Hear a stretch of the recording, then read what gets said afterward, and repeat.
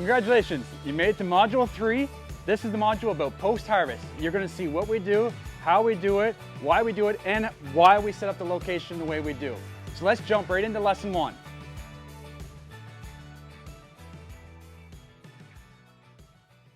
All right, Lesson 1. We're going to discuss how and why we wash our produce. There's several reasons why we wash our produce. The first one, and probably one of the main things, is just to take the field heat off. Vegetables will wilt and go bad very quickly when it's a hot day and you just harvest them out of the ground and they're still warm.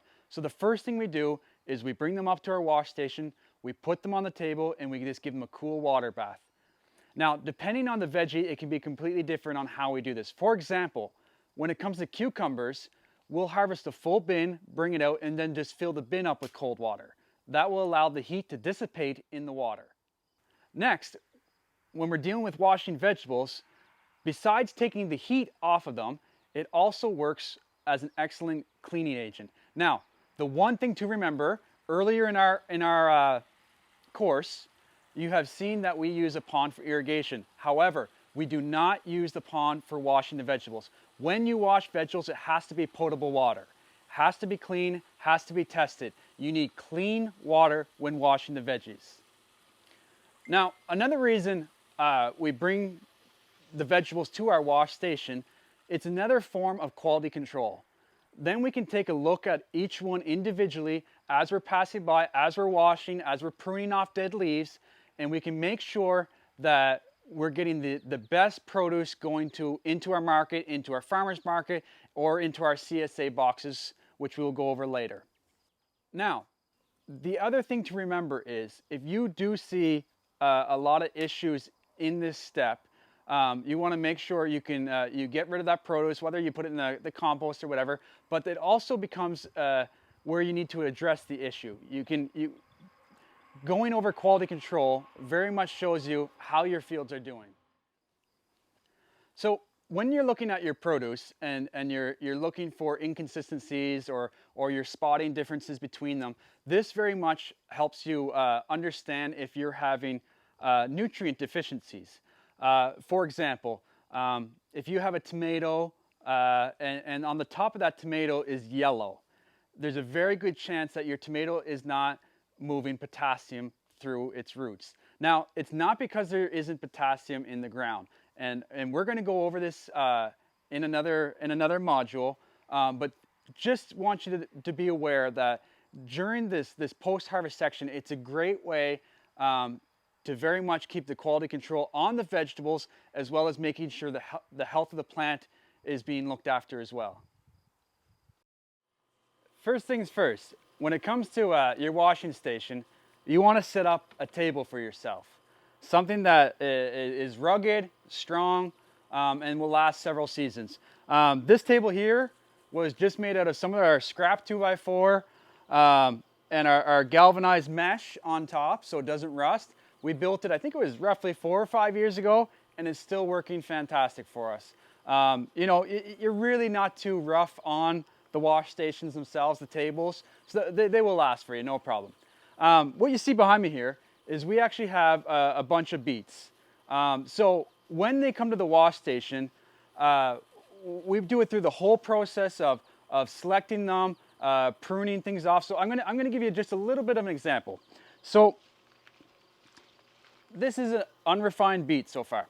What you want to see here is we have some leaves that aren't looking great. It's something that we don't want our buyers to see this, our customers. So we'll come through very quickly, take a quick look around. Okay, now we're all green tops, looking good. Move to the next one, same thing. Clean them up. And you'll see pretty quickly, you can go through a bundle of beets. And it just gives that little bit extra. So when you put them on your sales table, they look fresh as can be, green and fresh. That's what you want it to look like. Next thing, you want to take an elastic, bring it over top of them, twist, and just like that, you got your bundle of beets. The last step we do, we take our hose and we just give it a quick spray off. You want all that dirt that came off when you harvest it to be completely gone. So now you have a really nice bundle of beets ready for selling. All right, so when it comes to your post-harvest, the how is just as important as the why we wash our veggies. For example, we use just a general hose sprayer that has several different settings. The reason why we do this is we use more powerful jet sprayers when it comes to taking the dirt off. But when it comes to something delicate like your salad mix, your greens that can be very easily damaged and bruised, torn apart if you use a jet sprayer, we now have a setting that we can go on a nice light soaker. This fills our bins, but it allows it so that there's no damage happening to the produce. Another important thing to remember, when it comes to your washing station, you want to set things up very ergonomical. You want to make sure that your produce is not being handled over and over and over, because this makes it that it's staying out in the heat longer. You have more man hours and more labor cost into that. And the list goes on with that one. You want to very much make sure that your produce gets to the table, it gets washed, goes through quality control, right down the line, and right into your cooler. The main thing to remember when you're setting up your washing station is you want to make sure you're kind of equal distance from all your different farming activities to your washing station. It needs to be one of your more central locations.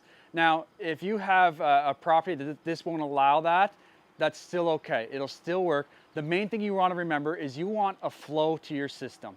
There needs to be a spot where the veggies come in, they go through processing, they move through to packaging, they get set up, and they either go into your cooler for getting cooled off, or they go right into your farm store for sale, or they're going somewhere else into, let's say, your CSA box program, or it's being packed right away for the farmer's market. You want to flow. You do not want to be always reversing. You want things to start at the beginning of the line and work its way all the way to the end in a single line motion.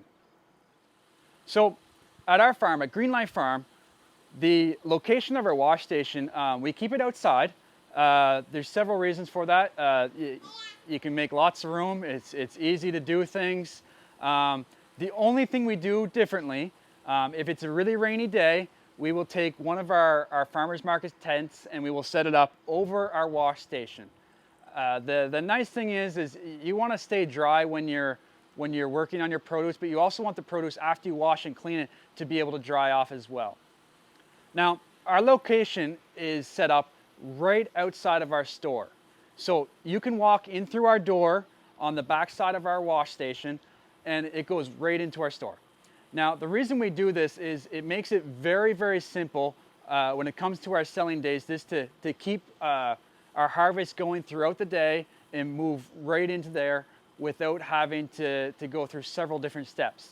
Now, if you don't want to go to our store, if we're saving this for the farmer's market the next day, if you turn to your right, we go downstairs into our basement, which has our full cooler set up. The cooler is properly set up with a CoolBot, and I will show you that in a later lesson. But this keeps our vegetables at a very nice 4 to 6 degrees Celsius, which for, I would say, 90% of our vegetables works absolutely perfect.